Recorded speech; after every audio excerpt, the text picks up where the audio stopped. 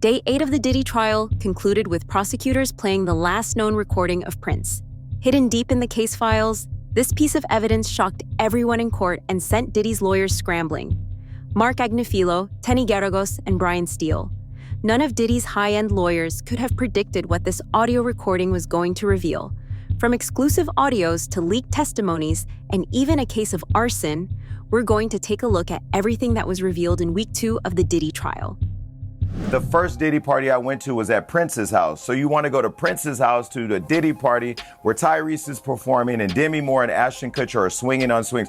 That is what's happening on the other side of the wall. And so the one thing that makes this party different than a Jamie Foxx party or any other celebrity party that wrangles a bunch of young women or guys or whatever too, is that Diddy didn't let you bring your security in the party. That is the one thing that I thought was odd because I came one time with my security and no other security other than Diddy's security is allowed to be inside the building. I mean, I saw Jay-Z and TD Jakes in there, every major celebrity you can think of who may or may not get along may be on the other side of that gate with no security. And so now as you see this unfold, my wonder is, well, why weren't people able to have their protection? Diddy held a freak-off party at Prince's house, but Prince wasn't there. He knew better than to be involved with the likes of Diddy and flipped the script on Diddy. Hidden cameras recorded everything that Diddy did, and Prince was going to use this recording to expose Sean Combs. You have to risk everything if you're going to take a stand against the entire industry, and that's exactly what Prince was prepared to do. This Thursday, prosecutors brought forward audio of Prince revealing his plan and how he knew that Diddy was going to come after him. All right, I'm going to roll the clip now. Here we go. Individuals who were allegedly paid for their silence. Prince mentioned specific amounts, $2 million to one person, $1.3 million to another, that perfectly matched financial records the prosecution had presented earlier in the trial. I've seen the payments, Prince stated. I've seen the NDAs they signed. This isn't just rich people behaving badly. It's systematic and calculated. The precision of Prince's knowledge suggested he had access to information that only an industry insider could know. As the recording continued, Prince's voice grew more somber. I'm making this recording because I'm afraid to speak out publicly. The power structure in this industry protects people like him. Nobody wants to believe what happens behind closed doors. The recording ended with words that sent chills through the courtroom. If anything happens to me, make sure this gets to the right people. This isn't just about protecting myself, it's about protecting everyone who hasn't been able to speak between Diddy. So Diddy was just eliminating his competition or anybody who got in his way. What a menace P. Diddy was. I feel blessed never having to encounter something as evil as him. All right, if you didn't know, now you know. There you have it. That's the scoop. Before concluding her testimony, Cassie named Usher and said that he saw Diddy beat her, violating her and threatening her, but he did nothing. He covered Diddy's evils and silenced Cassie. Cassie was screaming for help, but Diddy's accomplices just stood by and watched as Diddy beat a helpless woman. Audio recordings of these encounters where Cassie can be heard screaming in the background have shocked jurors. The shocking recording played in the courtroom today. I don't know in the courtroom if there was a reaction, but kind of give the context to that and what the reaction was. One of the things that the government keeps bringing up is that Cassie felt like she was being blackmailed by Combs, that he had videos of these drug-fueled sex parties known as freak-offs, and that he threatened to release those videos publicly, and that at one point he even showed them to people, and that this was to embarrass her, to silence her, and to force her to keep having freak-offs, that he hung it over her head. And in one shocking moment today, I was in the courtroom. They actually played audio of Cassie screaming at a man named Sujit. This was after she had learned that he might have actually seen one of those freak-off videos. But in that audio recording, that Cassie actually was the one who recorded herself talking to Sujit. In this recording, she is screaming at him, saying that she'll kill him or that she'll have someone else take care of him and kill him. And it's a different side of Cassie that really none of us have ever heard before. I definitely don't think it's the last time that we're going to hear that audio recording. I think at some point we'll see the defense or even the prosecution circle back to that. The overall vibe today in the courtroom is that Combs' defense team is struggling. There's a lot of stopping and starting because the prosecutors are constantly objecting to the evidence that they're trying to admit.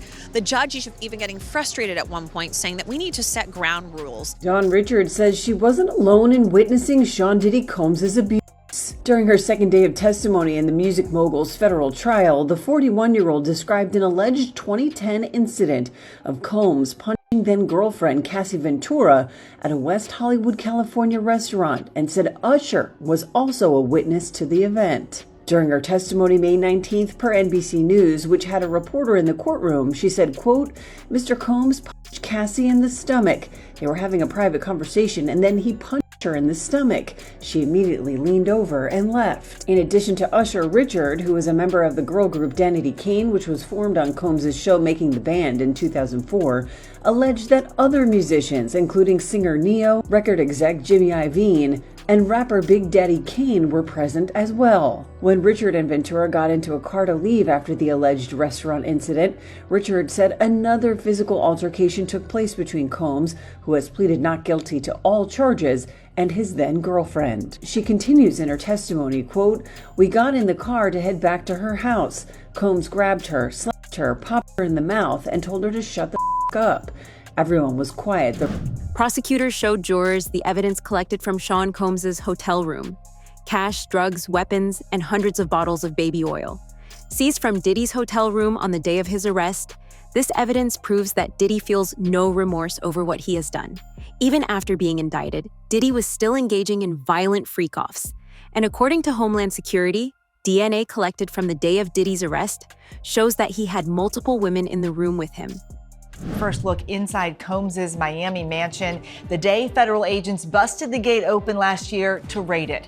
A federal agent testifying about the evidence, guns and ammo seized from Diddy's home that were found near alleged freak-off supplies, which included dozens of bottles of baby oil and boxes of platform heels, bondage restraints, and bundles of rope. Also photographed as evidence that day, motivational messages on Combs' bathroom mirror that included "You a legend" and "Upward motion," and drugs. Lots of drugs, including ones found in plastic bags inside a Gucci bag and orange tablets with the Tesla logo that tested positive for ecstasy. So we just got new exhibits today. Take a look at these photos that prosecutors have just released. They're pictures of Diddy's former girlfriend, Cassie Ventura, with what she says are bruises on her back and legs, which you can see here, and also a gash above her eye. Also released today some pictures from when Diddy was arrested in September of last year at the Park Hyatt Hotel in New York. And a special agent with Homeland Security testified last week that some of the items found included baby oil, drugs, these pink packets of ketamine. There's also this image of a knife wedged in a door. Now, Combs, we aren't sure if he's going to be taking a stand in his own defense, but he denies all of the allegations against him. But will all of these witnesses really prove the government's charges that he was running this criminal empire and that he's guilty of sex trafficking? One of the male sex workers Diddy hired to abuse Cassie has also testified, and the things he has to say are shocking. Allegedly, Cassie would wince and sigh every time Diddy would order the male escort to be intimate with her. In her testimony, Cassie mentioned how her stomach would churn at the thought of being degraded and passed around like an object, but she was scared of what Diddy would do if she said no. Next up on the stand, after Cassie's mom stepped down, a man who goes by the name, wait for it, The Punisher. The Punisher is an exotic dancer and former sex worker whose real name is Sheree Hayes. Mr. Hayes told the jury that he got his nickname playing basketball, but his photos, they seem to tell a different story for why he may be using that name today. Ooh, kind of safe for work, almost not safe for work. I wouldn't put it up at work, but that's the Punisher, y'all. Mr. Punisher testified that he was hired by Diddy and Cassie for 8 to 12 different times, things like episodes. And he was meant to create a sexy scene that would last for hours. He said that Diddy called all the shots in these episodes. He didn't call them freak-offs, but he described what we've heard as freak-offs. He never saw any cameras, he said. He didn't see any violence. And he said, although Cassie would sometimes wince or sigh at some of the sex directions that came from Diddy, he said it didn't seem as though Cassie was there against her will. Again, this is a prosecution witness, so that's kind of, that's on the fence there. He does certainly corroborate the freak-offs and what happened in the freak-offs, but that whole business about To him, he wasn't sure if Cassie was into it or not, but he did hear that she winced and that she sighed as Diddy gave a lot of those directions.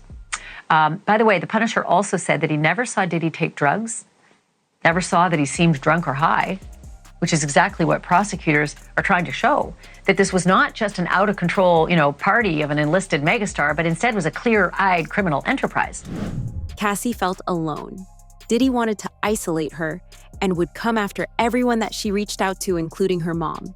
Cassie's mom testified that she was scared for her daughter's safety and knew that she was in danger from Diddy. At one point, Diddy even threatened Cassie's mother and told her she needed to pay $20,000 if she wanted to see her daughter alive. Diddy didn't need the money. He did this just to humiliate Cassie's family and make Cassie feel even more isolated. They brought in Cassie's mom. She was on the stand today as well. She talked about having to take out a $20,000 loan just to prevent Diddy from putting out a sex tape that involved her daughter, Cassie. Talk about some of those details that we heard as well. I mean, for any mother, this has to be a nightmare situation. That's exactly right. And I think that was, you want to talk about effective and non-effective testimony. I think that was very effective because, again, to go back to what the defense is trying to paint here, that this was Cassie and she knowingly and wittingly went along with these things. But to hear mom say, look, I had to go and I had to come up with this money so I could pay Diddy to protect my daughter. That goes against what the defense has said. And it, I think, shows that you've got somebody who was very worried about some of this material being seen by the public.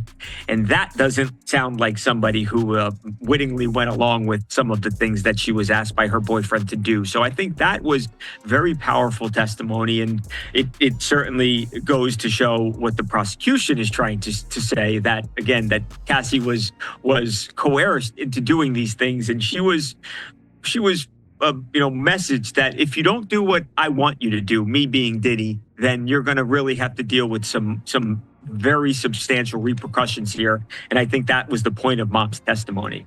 Absolutely, and that's some of the footage of Cassie's mother leaving the courthouse. Diddy knew what he was doing. He purposefully beat Cassie in front of others, so Cassie knew that the people around Diddy wouldn't help her. Everything was carefully planned to break Cassie from the inside. Humiliation rituals meant to isolate victims from everyone else and make them feel as if they can't go to anyone for help. At one point, Cassie even screamed for help and begged someone to save her, but no one came.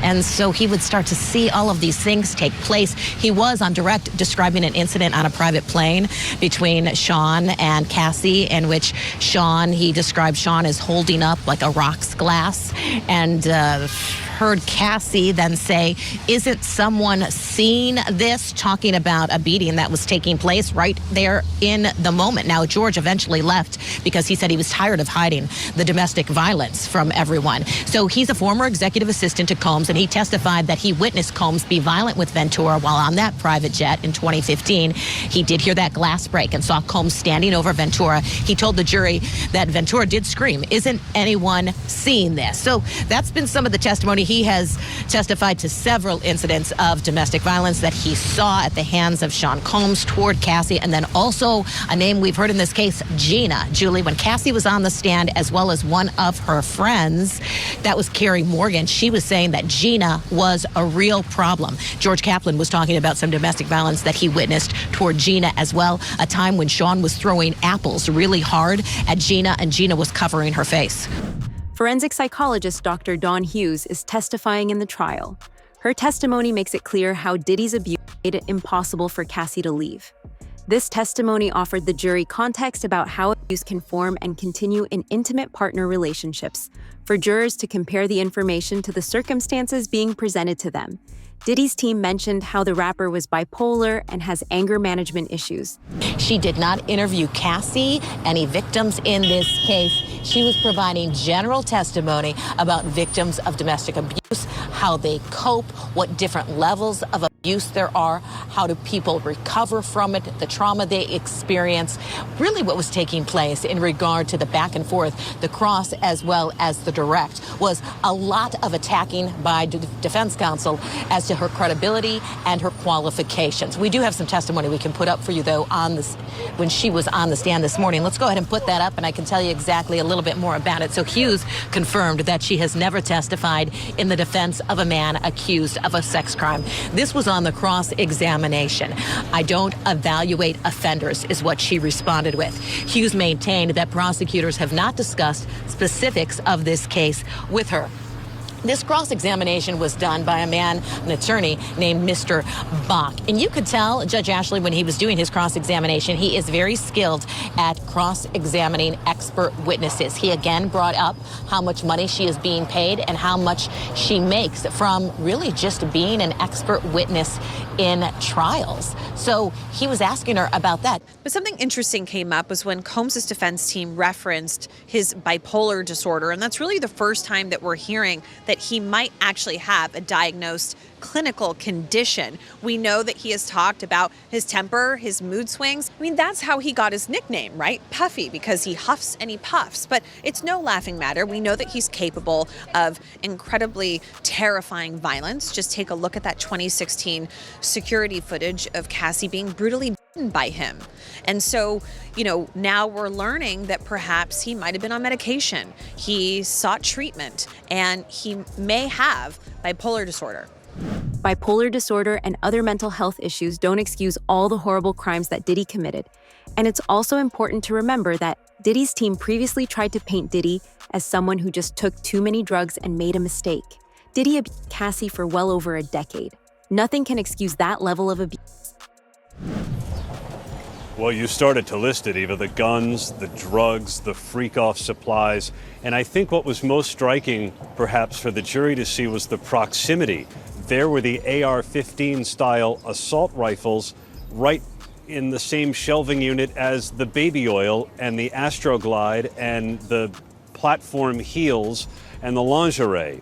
And then in another part of the house, there was the loaded .45 caliber handgun that was found in a red suitcase. All of this was being kept by Combs for what reason we don't know, but federal prosecutors, I think, are hoping to make a link, especially between the guns and the freak-offs, because their whole theory of the case is that Combs used violence and the threat of violence to coerce women, particularly Cassie Ventura, but other women as well, into these sexual performances. His abilities increased. He began to set up the hotel rooms. And what did he say that he would use to set up the hotel rooms? He said they would have what was called a hotel bag. Inside that hotel bag would be things like the baby oil, the Astroglide, liquor, drugs, he mentioned. So he mentioned several different items that he would bring in to set up the hotel rooms. He also said that afterwards, what his responsibility was to clean up those hotel rooms after things were taking place behind closed doors. And he said he wanted to do this, put the room back together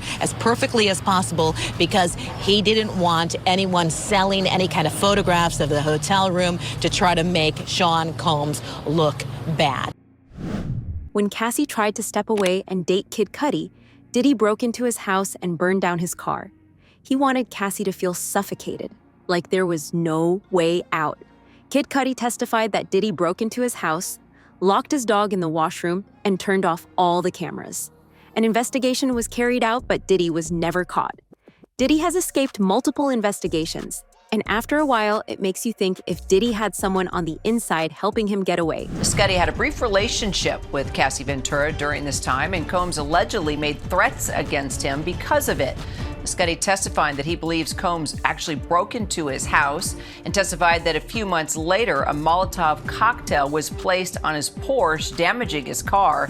He told the jury he reached out to Combs after his car caught fire and described him with his hands behind his back like a Marvel supervillain. Combs has pleaded not guilty to all charges, and his defense team says any sexual encounters were all consensual. Legal contributor Eric Faddis joins me now for more. So, Eric, what do you think? How does Ms. Scuddy's testimony impact Combs' arson charges and the racketeering conspiracy counts that he faces, you think?